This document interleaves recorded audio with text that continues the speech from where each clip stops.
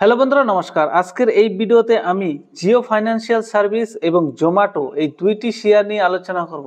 কেননা এই দুইটি শেয়ারে আজকে জবরদস্ত একটা র্যালি দেখিয়েছে অনেকদিন পর। আর এই দুইটি শেয়ারের উপর স্টক এক্সচেঞ্জ থেকে একটা বহুতই বড় সুখবরের আপডেট দেওয়া হয়েছে। সেই সুখবর দুটি কি কি সেটাও আমরা এই ভিডিওতে আলোচনা করব।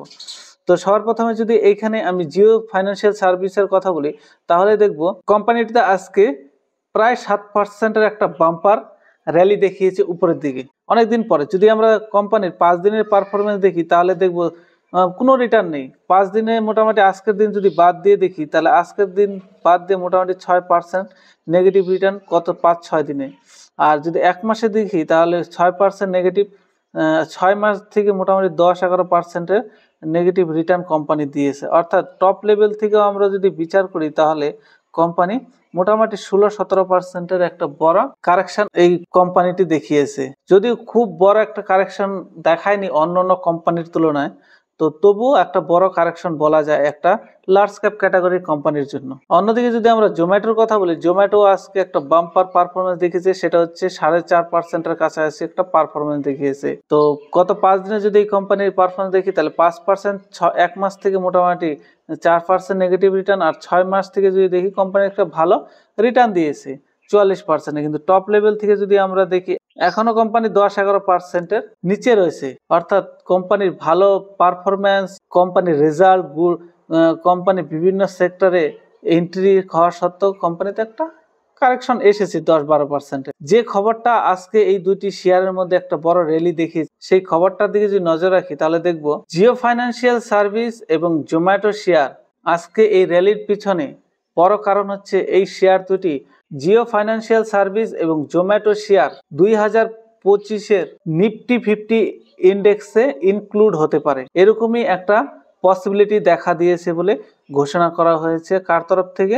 অভিলাষ বাগারিয়া নোভোমার তরফ থেকে এরকমই একটা আশা ব্যক্ত করা হচ্ছে যে আগামী 2025-এর ফেব্রুয়ারি মাসে এরকমই একটা ঘোষণা করা হতে পারে যে এই কোম্পানি দুটি নিফটি 50-তে অ্যাড হতে পারে। আর এই দুটি কোম্পানিরই সব থেকে বেশি সম্ভাবনা মনে করছে তিনি। শুধুমাত্র তাই নয়, জিও ফাইন্যান্সিয়াল সার্ভিস এবং জোম্যাটোর মতো আরো 45টি শেয়ার সে কিনা নভেম্বর 29 তারিখে কি হবে, ফিউচার অ্যান্ড অপশন সেগমেন্টে অর্থাৎ ডেরিভেটিভ সেগমেন্টে ইনক্লুড করা হবে, এরকমই ঘোষণা করা হয়েছে সেবি এক্সচেঞ্জ থেকে। শুধুমাত্র তাই নয়, টোটাল 45টি নতুন স্টককে কি করা হবে, ডেরিভেটিভ সেগমেন্ট অর্থাৎ ফিউচার অ্যান্ড অপশনে ইনক্লুড করা হবে। সেটা কত তারিখ থেকে স্টার্ট হবে? 29 নভেম্বর 2024-এ। অর্থাৎ 29 নভেম্বর থেকে জিও ফাইন্যান্সিয়াল সার্ভিস এবং জোম্যাটো কি করতে পারবে, ট্রেড করতে পারবে এই দুটি শেয়ারের মধ্যে। এর ফলে এই দুটি শেয়ারের মধ্যে কি হবে, অনেক টাকার ইনফ্লো হতে পারে, এরকমটাই মনে করেছে নোভামা এবং জেএম ফাইন্যান্সিয়াল থেকে। আর যদি নিফটি 50-তে এই কোম্পানি দুটি অ্যাড হয় তাহলে Zomato expected 661 million passive flow আসবে এই কোম্পানিটির মধ্যে। আর জিও ফাইন্যান্সিয়াল সার্ভিসের কথা যদি বলা হয় তাহলে এই কোম্পানিটির মধ্যে এক্সপেক্ট করা হচ্ছে 403 মিলিয়ন মার্কিন ডলার ইনফ্লো হবে এই শেয়ারটিতে। অর্থাৎ জিও ফাইন্যান্সিয়াল সার্ভিস এবং জোম্যাটোর জন্য বড় একটা ইনফ্লো আসতে পারে ডিআইএসএফআইএস এর তরফ থেকে। আর এই কোম্পানি দুটি যদি নিফটি 50-তে অ্যাড হয় এর ফলে দুইটি শেয়ার বের হতে পারে, তার মধ্যে একটা হচ্ছে বিপিসিএল আর একটা হচ্ছে আইসার মোটর। আর এই দুটি যদি শেয়ার নিফটি 50 থেকে যদি কোম্পানি দুটি আউট হয় তাহলে টাকার অঙ্কে যদি দেখি তাহলে BPCL could be $246 million and আইসার মোটর 263 মিলিয়ন আউটফ্লো হবে, এরকমটাই মনে করছে। তাহলে বুঝতেই পারছেন আজকে এই জোম্যাটো আর জিও ফাইন্যান্সিয়াল সার্ভিসের এই তেজির হচ্ছে মূল কারণ হচ্ছে এটাই যে প্রথমত আগামী ফাইন্যান্সিয়াল ইয়ারে এই দুটি শেয়ার নিফটি 50-তে অ্যাড হতে পারে এবং এই কোম্পানি দুটি আগামী 29 তারিখে অর্থাৎ 29 নভেম্বর থেকে ফিউচার অ্যান্ড অপশন সেগমেন্টে অর্থাৎ ডেরিভেটিভ সেগমেন্টে ইনক্লুড হতে চলেছে। এর জন্য কোম্পানি দুটিতে আজকে এই তেজি দেখিয়েছে। তো আপনারা যদি এই কোম্পানিতে শেয়ার কেনাবেচা করতে চান তো আপনার নিজস্ব ফাইন্যান্সিয়াল অ্যাডভাইজারের সাথে কথা বলেই করবেন।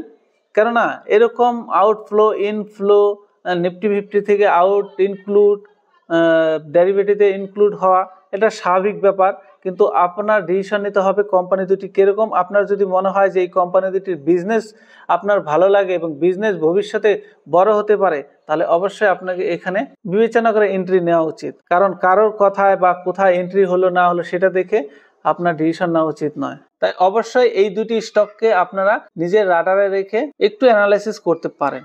তো ভিডিওটি এখানে শেষ করছি। ভিডিওর কন্টেন্ট যদি ভালো লেগে থাকে তাহলে অবশ্যই ভিডিওতে একটা লাইক দিবে, আর চ্যানেলটি যদি এখনো সাবস্ক্রাইব না করে থাকো তাহলে চ্যানেলটি সাবস্ক্রাইব করে রাখি এরকমই share market related daily update থাকার জন্য।